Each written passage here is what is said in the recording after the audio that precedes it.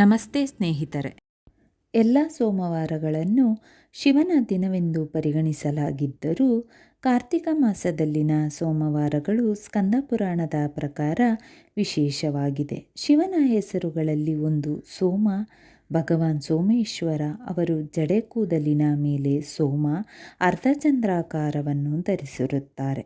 ಕಾರ್ತಿಕ ಸೋಮವಾರ ವ್ರತದ ಸಾಮಾನ್ಯ ಪ್ರಕ್ರಿಯೆ ಎಂದರೆ ಇಡೀ ದಿನ ಉಪವಾಸ ಮಾಡುವುದು, ರುದ್ರನಾಮಕ ಮತ್ತು ರುದ್ರಚಮಕವನ್ನು ಪಠಿಸುವ ಮೂಲಕ ರುದ್ರ ಅಭಿಷೇಕವನ್ನು ಮಾಡುವುದು. ನಂತರ ನಕ್ಷತ್ರಗಳನ್ನು ನೋಡಿದ ನಂತರ ಊಟ ಮಾಡಿ. ಈ ವ್ರತವನ್ನು ಆಚರಿಸುವವನು ಈ ಲೋಕದಲ್ಲಿ ಅನೇಕ ಸುಖಗಳನ್ನು ಅನುಭವಿಸುತ್ತಾನೆ ಮತ್ತು ಅಂತಿಮವಾಗಿ ಕೈಲಾಸವನ್ನು ತಲುಪುತ್ತಾನೆ. ಚಂದ್ರನು ಈ ವ್ರತವನ್ನು ಆಚರಿಸಿ ತನ್ನ ಚಂದ್ರತ್ವವನ್ನು ಪಡೆದಿದ್ದಾನೆ ಎಂದು ಹೇಳಲಾಗುತ್ತದೆ.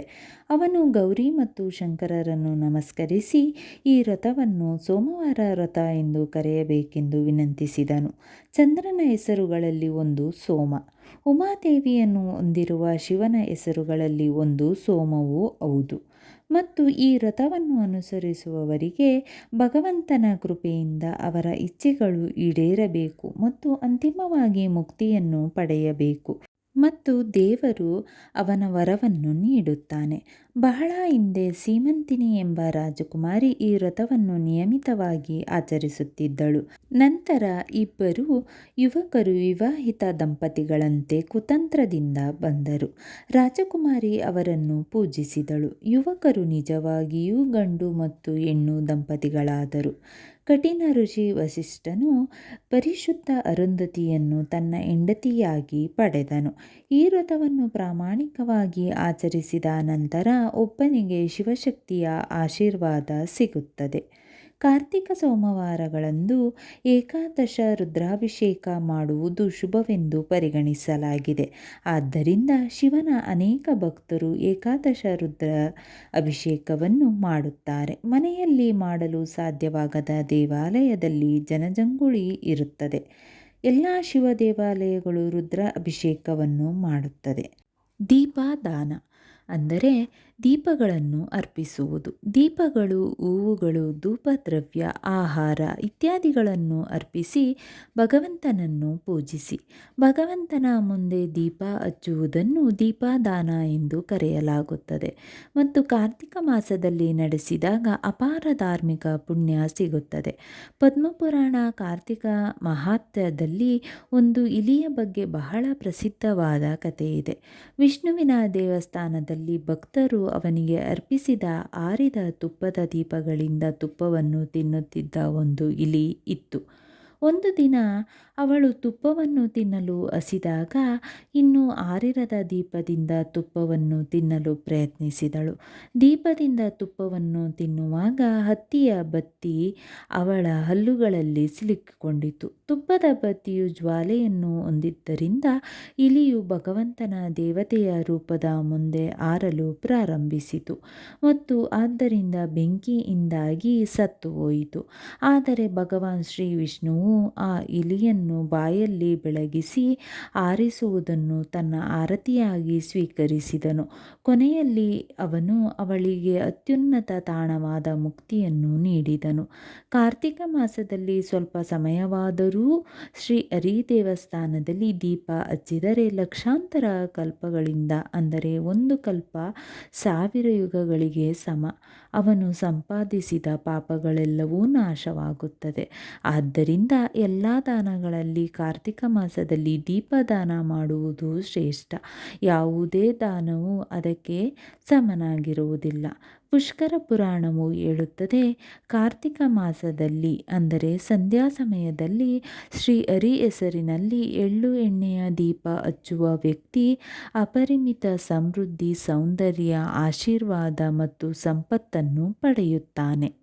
ಕಾರ್ತಿಕೈ ಸೋಮವಾರಂ ಎಂದರೆ ತಮಿಳು ಮಾಸದ ಕಾರ್ತಿಕೆಯಲ್ಲಿ ಬರುವ ಸೋಮವಾರಗಳು.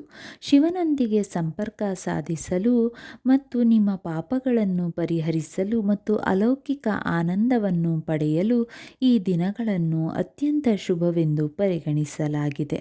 ಕಾರ್ತಿಕ ಮಾಸದಲ್ಲಿ ಶಿವನ ಶಕ್ತಿಗಳು ಹೇರಳವಾಗಿ ಲಭ್ಯವಿರುತ್ತವೆ ಎಂದು ನಂಬಲಾಗಿದೆ. ಪವಿತ್ರ ಗ್ರಂಥಗಳ ಪ್ರಕಾರ ಈ ತಿಂಗಳಲ್ಲಿ ಶಿವನು ಅನಂತ ಅಗ್ನಿಯ ರೂಪದಲ್ಲಿ ಕಾಣಿಸಿಕೊಂಡನು. ಅಲ್ಲದೆ ಚಂದ್ರನು ಶಿವನೊಂದಿಗೆ ವಿಶೇಷ ಸಂಬಂಧವನ್ನು ಹೊಂದಿದ್ದಾನೆ. ಅವನ ಜಡೆ ಕೂದಲನ್ನು ಅವನು ಅಲಂಕರಿಸುತ್ತಾನೆ.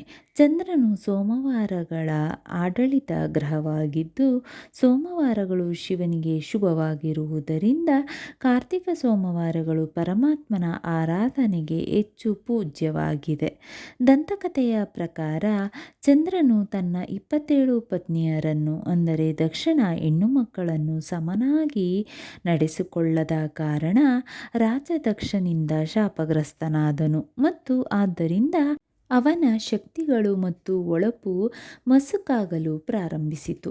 ಅವನು ಕೊನೆಯ ಕ್ಷೀಣ ಹಂತದಲ್ಲಿದ್ದಾಗ ಅವನು ತನ್ನನ್ನು ರಕ್ಷಿಸುವಂತೆ ಶಿವನಲ್ಲಿ ಉತ್ಸಾಹದಿಂದ ಪ್ರಾರ್ಥಿಸಿದನು. ಅವನ ಪ್ರಾರ್ಥನೆಗಳಿಂದ ಸಂತೋಷಗೊಂಡ ಶಿವನು ಅವನನ್ನು ಶಾಪದಿಂದ ಮುಕ್ತಗೊಳಿಸಿ ತನ್ನ ತಲೆಯ ಮೇಲೆ ಅರ್ಧಚಂದ್ರನಾಗಿ ಇರಿಸಿದನು. ತಲೆಯ ಮೇಲೆ ಅರ್ಧಚಂದ್ರನನ್ನು ಹೊಂದಿರುವ ಶಿವನನ್ನು ಚಂದ್ರಮೌಳೇಶ್ವರ ಅಥವಾ ಸೋಮೇಶ್ವರ ಎಂದು ಕರೆಯಲಾಗುತ್ತದೆ. ಕಾರ್ತಿಕೆ ಮಾಸದ ಸೋಮವಾರದಂದು ಚಂದ್ರನಿಗೆ ಶಿವನು ಈ ವರವನ್ನು ನೀಡಿದ್ದಾನೆಂದು ನಂಬಲಾಗಿದೆ. ಆದ್ದರಿಂದ ಕಾರ್ತಿಕ ಮಾಸದ ಸೋಮವಾರಗಳು ಶಿವನನ್ನು ಪೂಜಿಸಲು ಮತ್ತು ಆಶೀರ್ವಾದ ಪಡೆಯಲು ಸೂಕ್ತವಾಗಿದೆ. ಹೆಚ್ಚಿನ ಶಿವಭಕ್ತರು ಕಾರ್ತಿಕ ಸೋಮವಾರ ವ್ರತವನ್ನು ಆಚರಿಸುತ್ತಾರೆ ಮತ್ತು ಎಲ್ಲ ಸೋಮವಾರಗಳಂದು ಶಿವನಿಗೆ ವಿಶೇಷ ಪೂಜೆಗಳನ್ನು ಮಾಡುತ್ತಾರೆ. ಉಪವಾಸವು ಮುಂಜಾನೆ ಪ್ರಾರಂಭವಾಗಿ ಚಂದ್ರನ ದರ್ಶನದೊಂದಿಗೆ ಕೊನೆಗೊಳ್ಳುತ್ತದೆ. ದಿನವಿಡೀ ಭಕ್ತರು ಪಂಚಾಕ್ಷರಿ ಮಂತ್ರ ಮತ್ತು ಶಿವನನ್ನು ಸ್ತುತಿಸುವ ಇತರ ಪ್ರಾರ್ಥನೆಗಳು ಸೇರಿದಂತೆ ಶಿವಮಂತ್ರಗಳನ್ನು ಪಠಿಸುತ್ತಾರೆ. ಬೇಯಿಸಿದ ಅನ್ನ ಮತ್ತು ಹೂವುಗಳನ್ನು ಶಿವನಿಗೆ ಅರ್ಪಿಸಲಾಗುತ್ತದೆ. ಸೋಮವಾರದಂದು ಈ ಕಠಿಣ ಪೂಜೆಯು ಶಿವನನ್ನು ಮೆಚ್ಚಿಸುತ್ತದೆ. ಅವನು ನಿಮ್ಮ ಎಲ್ಲ ಪ್ರಾಮಾಣಿಕ ಆಸೆಗಳನ್ನು ಈಡೇರಿಸುತ್ತಾನೆ ಎಂದು ಹೆಚ್ಚು ನಂಬಲಾಗಿದೆ. ಕಾರ್ತಿಕ ಸೋಮವಾರದಂದು ಶಿವನಿಗೆ ಬಿಲ್ವ ಎಲೆಗಳಿಂದ ಅರ್ಚನೆ ಮಾಡುವುದು ಮಾನಸಿಕ ಶಕ್ತಿ ಮತ್ತು ಸ್ಪಷ್ಟತೆಯನ್ನು ಉತ್ತೇಜಿಸುತ್ತದೆ ಎಂದು ನಂಬಲಾಗಿದೆ. ಈ ತಿಂಗಳಲ್ಲಿ ಶಿವನು ಉಗ್ರ ಬೆಂಕಿಯ ರೂಪದಲ್ಲಿ ಕಾಣಿಸಿಕೊಂಡ ಕಾರಣ ಅವನನ್ನು ತಂಪಾಗಿಸಲು ಮತ್ತು ಅವನ ಹೇರಳವಾದ ಆಶೀರ್ವಾದವನ್ನು ಪಡೆಯಲು ಎಲ್ಲ ಶಿವ ದೇವಾಲಯಗಳಲ್ಲಿ ಸಾಂಗು ಅಭಿಷೇಕ ಅಂದರೆ ಶಂಖಚಿಪ್ಪುಗಳೊಂದಿಗೆ ಜಲಸಂಚಯನ ಪೂಜೆ ವ್ಯಾಪಕವಾಗಿ ಮಾಡಲಾಗುತ್ತದೆ. ಮಂಗಳಕರವಾದ ಕಾರ್ತಿಕ ಸೋಮವಾರ ದಿನಗಳಲ್ಲಿ ಶಿವನನ್ನು ಒಲಿಸಿಕೊಂಡು ವ್ರತ ಆಚರಿಸುವುದರಿಂದ ಆಗುವ ಪ್ರಯೋಜನಗಳೇನೆಂದರೆ ಉತ್ತಮ ಸಂಗಾತಿ ಮತ್ತು ದೀರ್ಘಾಯುಷ್ಯದ ಪತಿಯ ಜನನ, ಉತ್ತಮ ಆರೋಗ್ಯ, ಸಂಪತ್ತು ಮತ್ತು ಸಮೃದ್ಧಿಯ ಆಶೀರ್ವಾದ, ಸಾಲಮುಕ್ತ ಜೀವನವನ್ನು ಆನಂದಿಸಿ, ಶಾಂತಿಯುತ ವೈಯಕ್ತಿಕ ಮತ್ತು ವೃತ್ತಿಪರ ಜೀವನ, ಪಾಪಗಳನ್ನು ಕ್ಷಮಿಸಿ ಮತ್ತು ಆಂತರಿಕ ಶಾಂತಿ ಮತ್ತು ಮೋಕ್ಷವನ್ನು ಪಡೆಯಲು ಸಹಾಯ ಮಾಡುತ್ತದೆ. ಕಾರ್ತಿಕ ಸೋಮವಾರ ನೀವು ಪೂಜೆ ಮಾಡುವ ಸಮಯದಲ್ಲಿ ಶಿವ ಪಂಚಾಕ್ಷರಿ ಸ್ತೋತ್ರವನ್ನು ಒಮ್ಮೆ ಪಠಿಸಿ. ಓಂ ನಮಃ ಶಿವಾಯ, ಶಿವಾಯ ನಮಃ. ಓಂ ನಮಃ ಶಿವಾಯ, ಶಿವಾಯ ನಮಃ. ನಾಗೇಂದ್ರಹಾರಾಯ ತ್ರಿಲೋಚನಾಯ ಭಸ್ಮಾಂಗರಾಗಾಯ ಮಹೇಶ್ವರಾಯ ನಿತ್ಯಾಯ ಶುದ್ಧಾಯ ದಿಗಂಬರಾಯ ತಸ್ಮೈ ನಕಾರಾಯ ನಮಃ ಶಿವಾಯ. ಮಂದಾಕಿನಿ ಸಲಿಲ ಚಂದನ ಚರ್ಚಿತಾಯ ನಂದೀಶ್ವರ ಪ್ರಮಥನಾಥ ಮಹೇಶ್ವರಾಯ ಮಂದಾರ ಮುಖ್ಯ ಬಹುಪುಷ್ಪ ಸುಪೂಜಿತಾಯ ತಸ್ಮೈ ಮಕಾರಾಯ ನಮಃ ಶಿವಾಯ. ಶಿವಾಯ ಗೌರಿ ವದನಾಬ್ಜ ಬೃಂದ ಸೂರ್ಯಾಯ ದಕ್ಷಾಧ್ವರ ನಾಶಕಾಯ ಶ್ರೀನೀಲಕಂಠಾಯ ಋಷಭಧ್ವಜಾಯ ತಸ್ಮೈ ಶಿಖಾರಾಯ ನಮಃ ಶಿವಾಯ. वसिष्ठकुम्भोद्भव गौतमार्य मुनीन्द्रदेवार्चितशेखराय चन्द्रार्कवैश्वनारलोचनाय तस्मै वकाराय नमः शिवाय यज्ञस्वरूपाय जटाधराय पिनाकहस्ताय सनातनाय दिव्याय देवाय दिगम्बराय तस्मै यकाराय नमः शिवाय पञ्चाक्षरमिदं पुण्यं य पठेच्छिवसन्निधौ शिवलोकमवाप्नोति शिवेन सह मोदते. ಸ್ನೇಹಿತರೆ, ಈ ವಿಡಿಯೋ ಇಷ್ಟವಾದಲ್ಲಿ ಲೈಕ್, ಶೇರ್ ಆ್ಯಂಡ್ ಕಾಮೆಂಟ್ ಮಾಡಿ. ಮುಂದಿನ ವಿಡಿಯೋಸ್ಗಳಿಗಾಗಿ ಚಾನಲ್ ಅನ್ನು ಸಬ್ಸ್ಕ್ರೈಬ್ ಮಾಡಿ. ಧನ್ಯವಾದಗಳು.